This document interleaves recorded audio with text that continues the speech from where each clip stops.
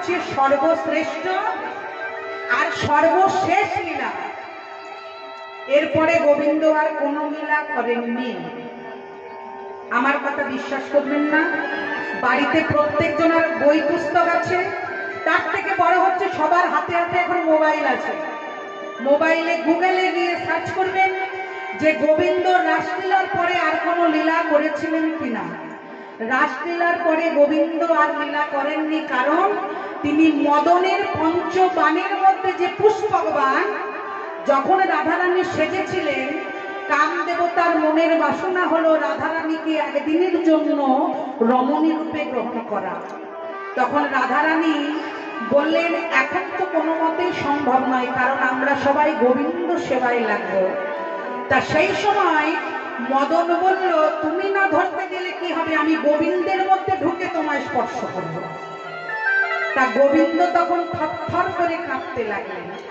তা রাধারানী গিয়ে জিজ্ঞাসা করলেন যে প্রাণ গোবিন্দ, যার ভয়ে জগতে কাঁপে তুমি কাঁপছো কার ভয়ে?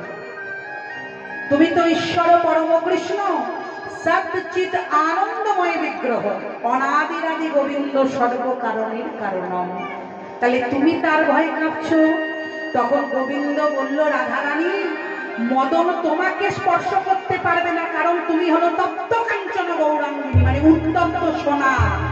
গরম সোনায় হাত দিলে বাবা ছাঁকা তো খেতেই হবে, তাই তোমাকে স্পর্শ করতে না পেরে মদন আমার মধ্যে স্পর্শ করবে। যেই আমার মধ্যে স্পর্শ করবে তাহলে সেই বাসনাটা হবে কামনা।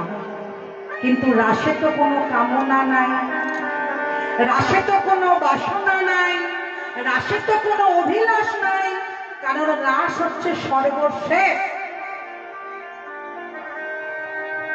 আমরা আসরে যে রাসটা করি সেই রাস হচ্ছে রয়াকার দন্তেশ্বর।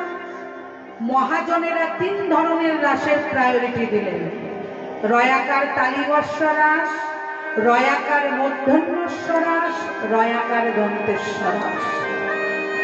তাহলে মদন যখন এইবার কৃষ্ণের মধ্যে প্রবেশ করে রাধারানীকে ধরতে যাবে, তখন রাধারানী বলছে প্রভু তুমি কার ভয়ে কাঁপছো? যার ভয়ে জগতে কাঁপে। বলল মদনের বাণের ভয়ে, কামের কামান্বিতের ভয়ে। বলল প্রভু এক কাজ করো, ভয়ে খাবার কোনো দরকার নেই, তুমি আমার মধ্যে প্রবেশ করো। তাই রাধারানী কি করলেন?